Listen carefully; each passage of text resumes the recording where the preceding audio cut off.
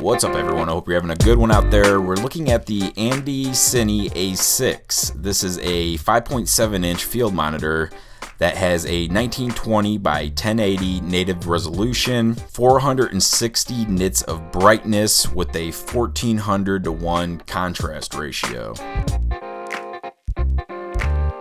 So let's talk about size for a minute. This is a 5.7 inch monitor. I also have a 7-inch monitor and a 12.5-inch monitor. And I will say that this is my new favorite size for my go-to when I just need a top of the camera monitor. So the monitor itself is made from all plastic. It has it feels like it's a good build, but it is very lightweight. You can see it's pretty thin as well. You do have 3/4 20 mounting screws. You have one on this side, you have one on the top, one on the bottom. On this side you have your DC in, so you can power this with a 12 volt power supply. And you also have a DC out, 8 volt, so you could power a camera with a dummy battery or power a light. And next to that we have the HDMI in. On the bottom you have a spot to plug in headphones. There are no speakers on this, but you can plug in a set of headphones, and then a spot for USB upgrade. And yeah, you just have your 1/4 20 thread, and then here we have your power, and this will allow you to go through the menus. Then we have the actual menu button, and then these are your shortcut buttons. On the back we have the spot for your battery. You can see even the label on there, NP-F batteries. And I've done some testing with this NP-F. This is a 2900 milliamp hours. This gave me about 2 hours and 10 minutes. You can also use these bigger batteries. This one is 7200 milliamp hours, and this will probably give you around 5 hours and 30 minutes. There's this little clicky tab, plastic clicky tab, and it holds the battery in place. And there is a feature on here that says auto on, which with my other monitors, when I turn on the camera, this will automatically turn on, and that's not the case with this one. So I actually have to power this one on when I turn on the camera, and same thing for when I turn my camera off, is that I have to power down the monitor manually.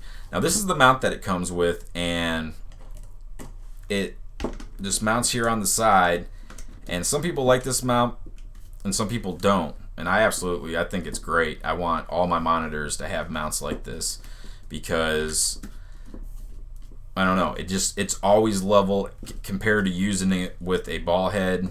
I don't know, this just works way better for how I shoot, and it's always just level and it's perfect any angle you're at, except if I guess you're going to be over here. But so that's on the side of that. You got a place to mount a light or a microphone.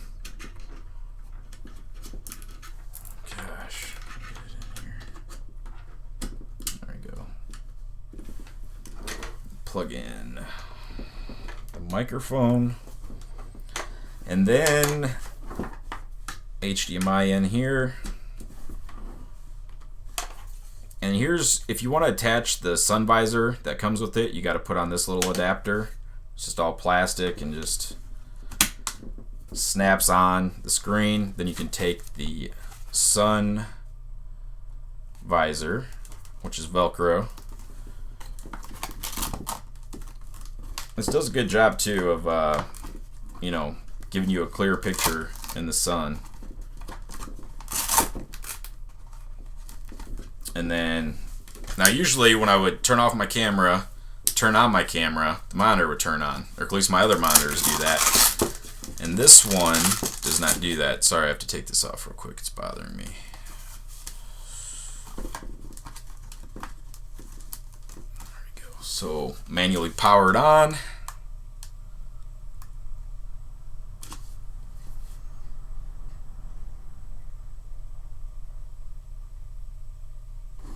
Now we're good. And now I'll show you the lag you can see going back and forth. There is a little bit. And now I turned the stabilization off. Or no, it's saying it's on. Let me turn it off here, so that way this is just going to be what you would see.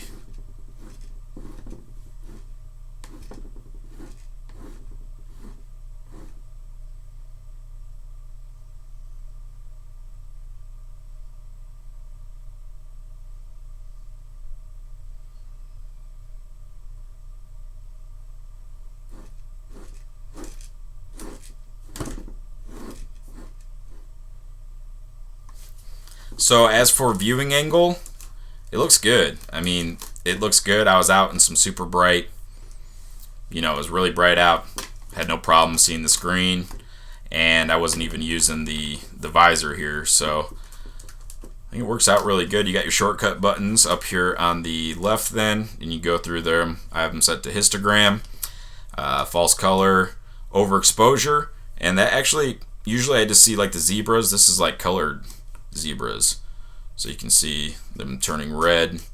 And then the zoom option I cannot get to work either. I have the other button, it's set to center marker, but I cannot get the zoom feature to work on this, which is kind of disappointing. But I can always switch over my camera to manual, and then I can just adjust and get zoomed in that way. Alright guys, let's go over some of the pros and cons. We'll go ahead and start with the pros. Number one is the price. This has a pretty good price. It's under $200, and for that you get a really sharp display, and it's packed full of a lot of different features and options. So number two is the mount that it comes with. Again, I think this mount is awesome, and it just works so good and so great. I don't have problems with it getting loose or nothing like that, so it's an excellent mount. Number three is the NP-F batteries. They're very universal batteries, so a lot of my lights take them, my other monitors use them, so I just like that this monitor uses the same battery. Number four is you can get really big batteries and then power your camera and monitor all directly from the monitor. Now moving on to the cons is the auto on auto off feature. It doesn't work on this monitor for some reason. When I turn my camera on, the monitor should turn on. When I turn my camera off, the monitor should turn off, and that doesn't work. So number two, there is some battery drain. If you leave your battery in it overnight, you're going to drain about 10 to 15% per day of the battery. So number three is the zoom feature doesn't work. Now there is a USB upgrade little port at the bottom, so maybe they'll be able to update that, but it's always nice, I think, to punch in while you're actually recording to be able to check your focus and things like that. And number four is there is some slight lag, so if you're shooting something that requires no lag at all, this wouldn't be the monitor for you. But overall, I think this is an excellent monitor, and I would definitely recommend it. So I'll put a link to this in the description, and that's that. Thanks for watching.